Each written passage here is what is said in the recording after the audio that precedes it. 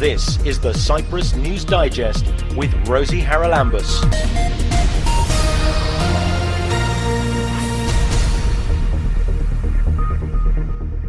Coming up on this week's programme, the destruction at Pentakomo on the south coast of Cyprus continues apace, pending a new court hearing at the end of August. The works are proceeding as planned.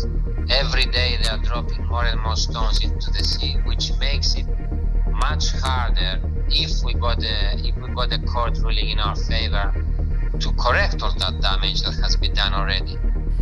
Demonstrators gather outside the Palestinian embassy in Nicosia to draw attention to the plight of the people of Gaza. I'm from Palestine. I've got friends from Gaza. Each protest I will be here defending my country, defending my people, and showing everyone that what's going on in Gaza is not acceptable at all in any term of any word. And on a lighter note, the Windcraft Festival takes place this weekend.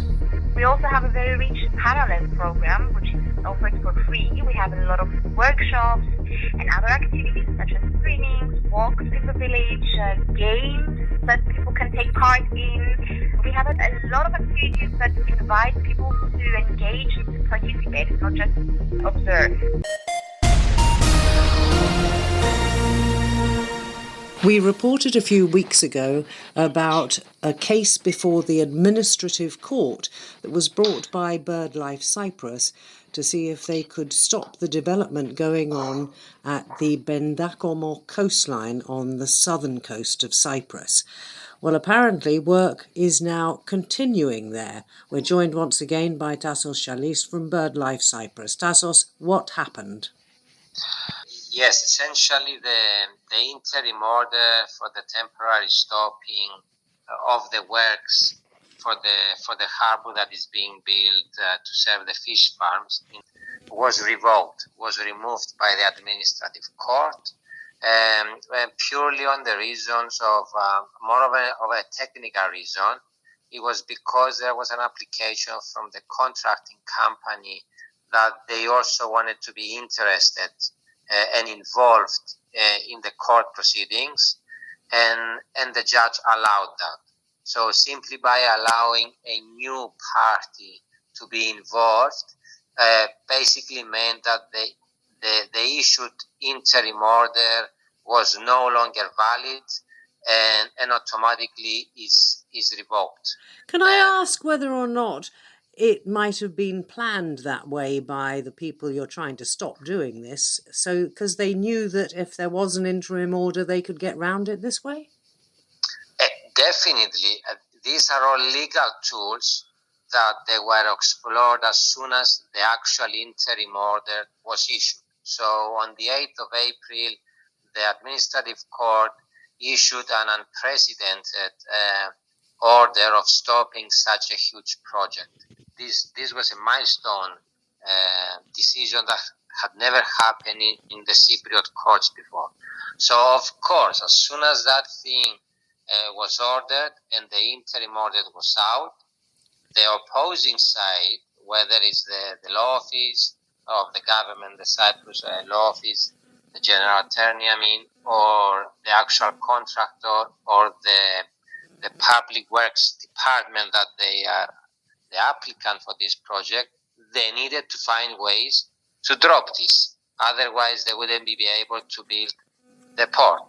So one of the tools they used was to apply for the contractor to be allowed, to be permitted to be part of the court proceedings. All right, so the work is now continuing. Until when? You've got another hearing coming up. Do you have any hope that this interim order to stop the work while other checks are made will go ahead again?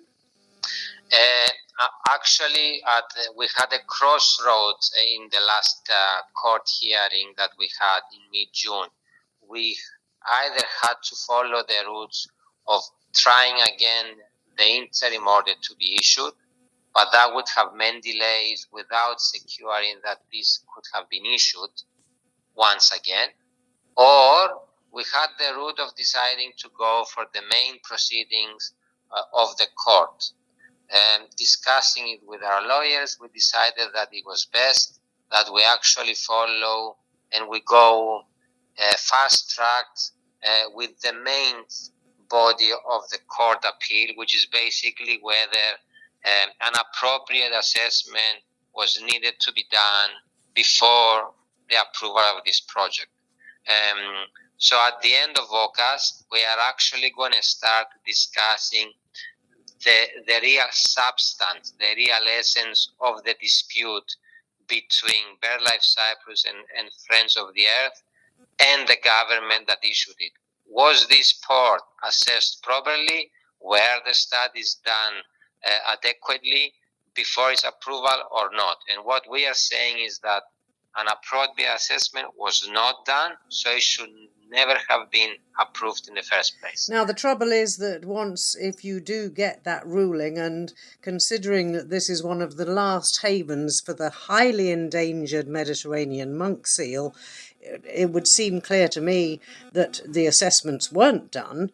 But if you do get a ruling in your favour, you can't really undo all the damage that's been done, can you? It's a difficult question, and one that has been haunting me since this whole case started. Because yes, the works are proceeding as planned. Every day they are dropping more and more stones into the sea, which makes it much harder if we got a court ruling in our favor to correct all that damage that has been done already. But this is a test case, and we are testing the judicial waters of Cyprus. Of course, we are hoping for a positive decision on our side, but like you're saying, it would be difficult to fix the existing damage. But we don't know what the result will be, of course. We can't predict it. But yes, so far, significant damage has been done. But there is still almost more than a year of works to be done there. So yes, they have progressed probably 50, 60 meters into the sea. The natural bay there has already been destroyed with lots of rocks and lots of works being done. But there's still also quite a bit to be done. I mean, just to give the scale of the listeners, I mean, this port is extending 350 meters outwards from the land into the sea. So we are talking about a big, large port. We are still in the kind of early stages of its building, having done significant damage, especially on the natural coastline there. Why does such a big port need to be built if it's only going to be used, as they say, for support of vessels that will be dealing with the fish farms? Because they have their own needs. I mean, we are talking about a port that will have, for every individual fish farm company that will be based there, it will have its own building, so 8 different buildings, up to 35 fishing vessels will be able to dock themselves within the port. It will have rooms for the Department of the Fisheries and Research. It will have different facilities. So they built it to be able to meet the needs of the fish farming sector that is being congregated there gradually, because the area outwards from the port and outwards into the sea has been locked for the fish farming sector. But it's also been locked as a very important biodiversity area. Yes, that's the conflict between basically the two ends of the court. What we are saying is that, yes, this is an important area. Sadly, not all of it has been proposed or is planned to be proposed as a protected area. And one huge difference and dispute between environmental NGOs and the competent authorities is that we believe, based on the scientific data, that the whole stretch of the coastline should have been proposed as a protected area. Sadly, only half of that is proposed, and clearly it's the bit that is not including the port, of course, that has been included as protected area. So yes, it's sad that even with the proposed area next to it, close to the port, it will still significantly impact the things that you are trying to protect, both the Mediterranean monk seal and the Posidonia seabeds that are found in the area. Which are huge carbon storage places.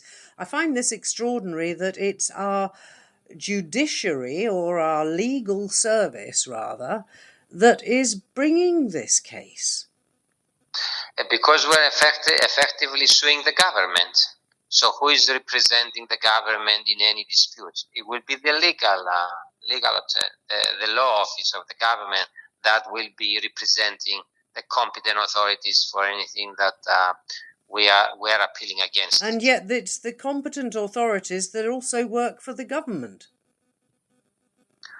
Exactly. I mean, the Fisheries Department is responsible for the protection of the Mediterranean monk seal, and they have been doing lots of research all around Cyprus and in that area, and it's their own projects and programs that identified that stretch of the coastline as important, both for the marine habitats and the Mediterranean monk seal.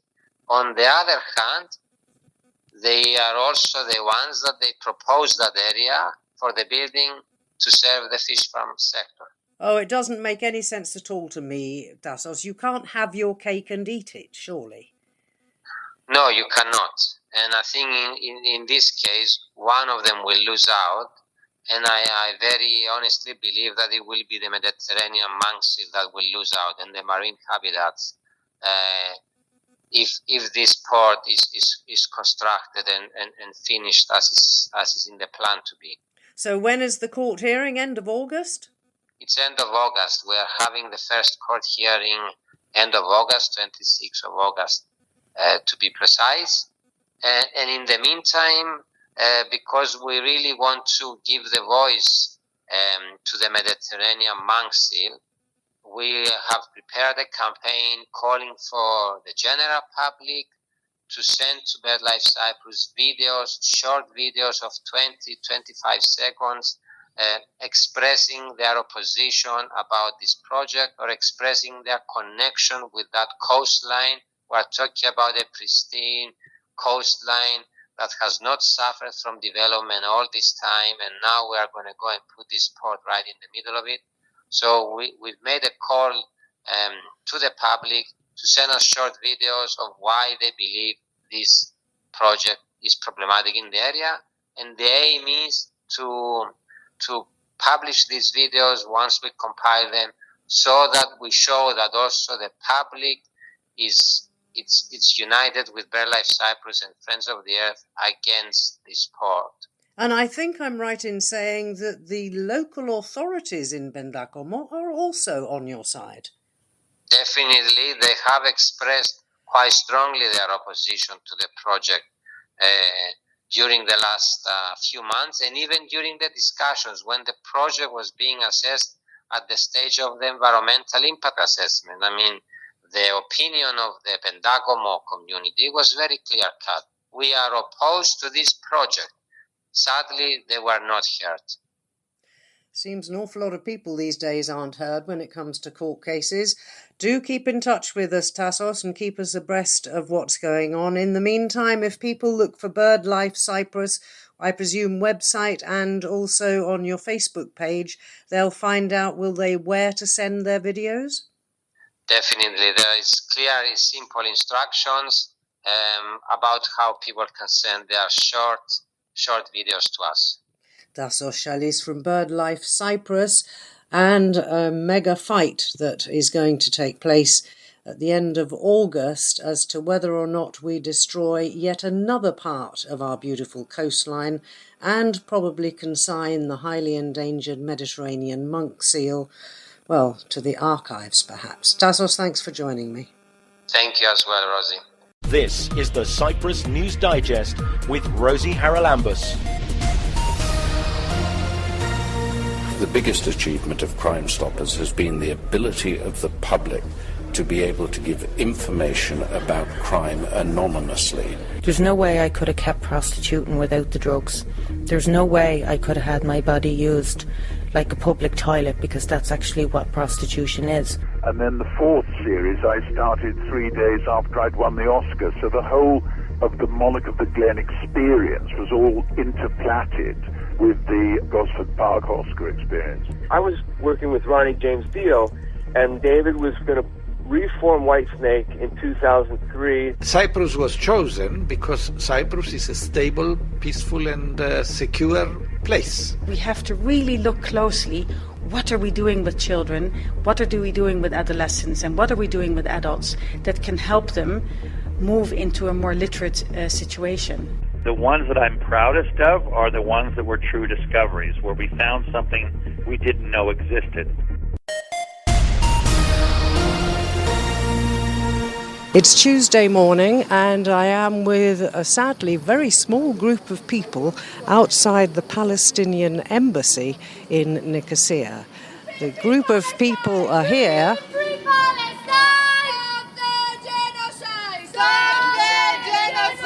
as you can hear, because they are protesting. They're actually on a hunger strike until 5 this afternoon outside the embassy, because everybody, I think, across the world, with some notable exceptions, are absolutely horrified by the fact that a country, as it calls itself, can starve a population it occupies to death. I'm joined by one of the protesters, who is somebody who has friends, and I'm not sure relatives, in the occupied areas and Gaza Strip. Tell us who you are and tell us why you're here. My name is Ala Khalil. I'm from Palestine. I've got friends from Gaza.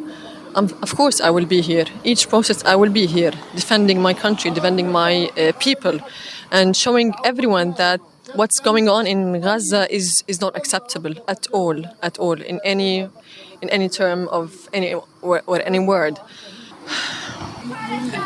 We have people from certain communities still talking about freeing the last, if there are any alive, hostages held by Hamas. Rather than looking at the thousands, I've lost count now, of civilians who've been killed by Israel in Gaza. Why do you think that is?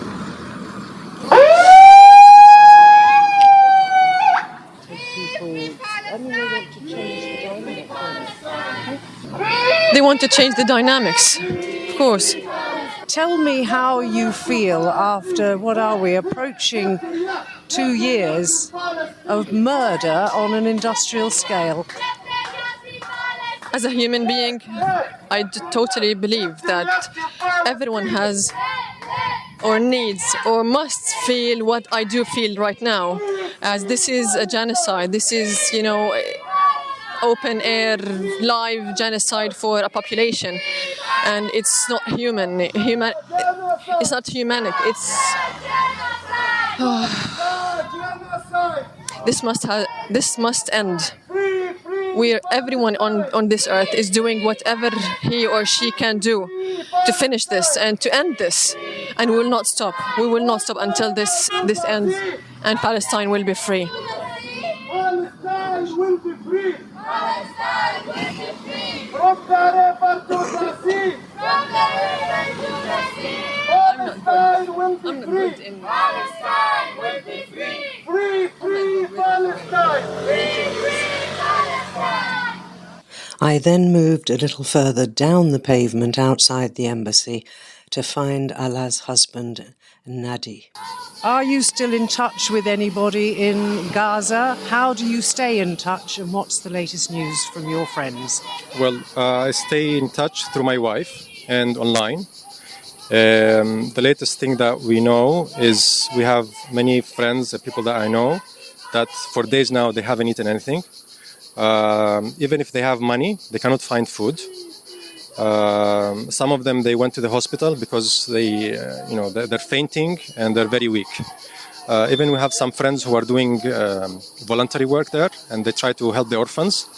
But even the team that we have, they're so weak, they cannot go out to help the orphans because themselves, they are starving, they cannot eat.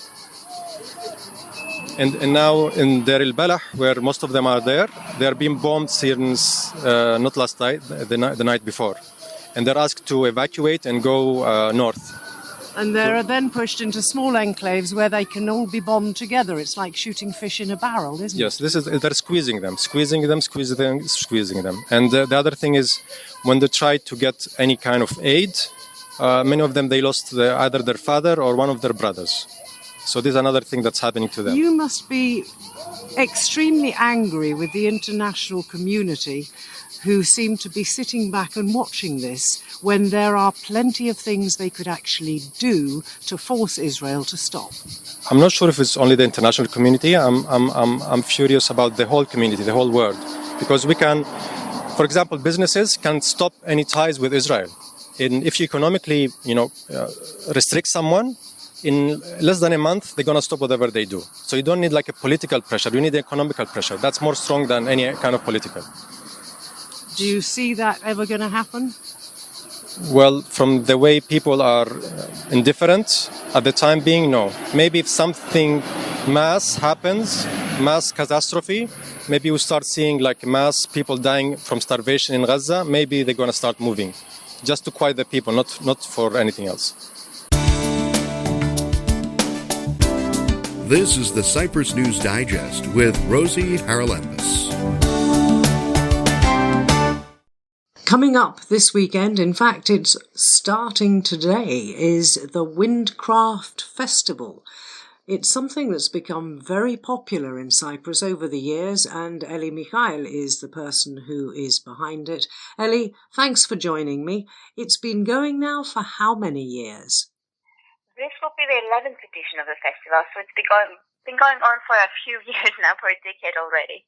It started off, I think I recall, quite small. So tell us a little bit about what's gone on throughout the years and how you've attracted so many people to what is a very specialised form of music, isn't it?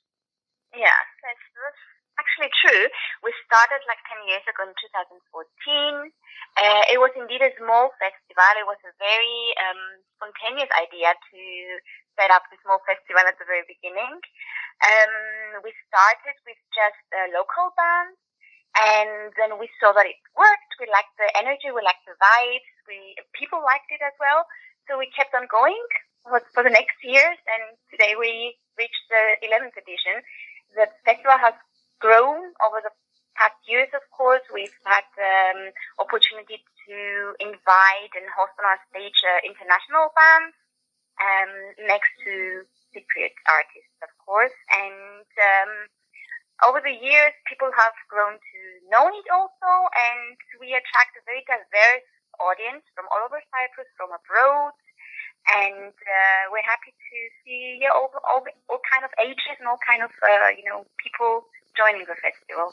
And it's grown from just music, hasn't it? Tell us about some of the other events that are taking place around the festival, because it goes on for 3 or 4 days, doesn't it? Yeah, this time it goes on for 3 days, that's true. We have a concert that takes place in the evening, starting from 7 on till midnight. And we also have a very rich parallel program, which is offered for free. We have a lot of workshops and other activities such as screenings, walks in the village, games that people can take part in. We have a lot of activities that invite people to engage and to participate and not just observe. This also attracts a lot of families and, as I said, a diverse audience, a variety of activities that we offer. Yeah, for whole families and kids as well. Tell me a little bit more about the venue. It's a pretty village, isn't it? It's a very small and pretty village. The streets are a quite isolated village, I would say, since it's very close to the Green Line. It's in the valley of Solea. And it happens to be the village of my grandparents. And that's also the reason why we're throwing the festival in that place. So we're very happy to see it get back some life for a weekend every summer. It's a very picturesque village, and we use different spots of the village to host our concerts and activities. We have our main stage in an orchard, and the experimental stage is in the inn, what used to be an inn, the inn of the village. But we also discover every year very small hidden corners of the village where we host some concerts or other activities. So it's a very good chance to explore the village every year. And it's not, I guess, really on a lot of people's maps, is it? So you've managed to put it on the map. What do the villagers who still live there, it's a small village, isn't it, think about all these people descending on them? Well, it's a very friendly place, and the locals are very happy to see all the visitors gathering every year. It used to be a very vibrant village, to be honest, because it's very close to the mines of Katydata. So back then, and previous years, the village was very lively. So the locals are also happy to remember those old days where the village was full of life. And we really appreciate their attitude and the fact that they're open to hosting this village and all these visitors. So tell us a little bit more about the program that you've got coming up. You start this morning, I think, with workshops and things, but you've also got, as I said, concerts over 3 days. So who's coming from abroad, for example? From abroad, we have a great trombone player from France, Robinson Huri, who's coming with his trio Mia. We have a band from Bulgaria, Oratnica, that combines Bulgarian singing and modern roots. We have Rocketman from Germany. We have Trobes from Greece. We have a band from the USA, Ice Trio, who is joining forces with Eleonora Russo, the flute player from Cyprus. We have Mocha, which is again a collaboration of Hungarian and Cypriot artists. And we have a lot of local artists, of course. Such as Reprise Quartet, we have Copper Curios, we have Nabu Bera, and many, many more. Okay, did I hear you say trombone player? That's not wind, is it? It is a brass instrument, trombone. And he's actually he was listed as one of the best trombone players of the world, if I'm not mistaken, in a magazine lately. And you've got all of this going on. I know you've got a Facebook page. I think you have a website as well? We have a website. Our full program is on www.windcraftmusicfest.com. We have Instagram and Facebook where you can get live information and updates. And we even have an app that we're using this year. It's called Events Audio, so people can download the app and access the program and their locations on their phone, which is very convenient and friendly with the environment. And tickets cost what, Ellie?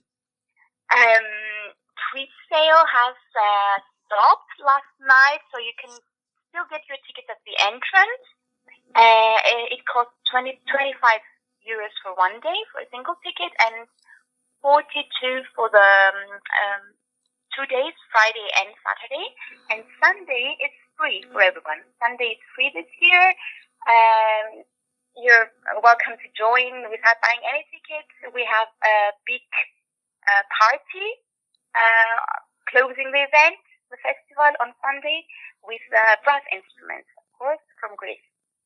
Well, it sounds like it's going to be a great weekend. I hope it's not too hot, but I guess up there it's probably a little bit cooler because you are in the mountains, aren't you? I wish you the very best of luck. It's a bit cooler, and the orchard is also fresh, and we're also trying our best with our wind instruments to bring some air. So hope we'll still enjoy the festival and the activities. That is the Windcraft Music Festival, but it's more than music these days, and Ellie Mikhail has been telling us all about it. Thank you, Ellie. Have a lovely weekend. Thank you.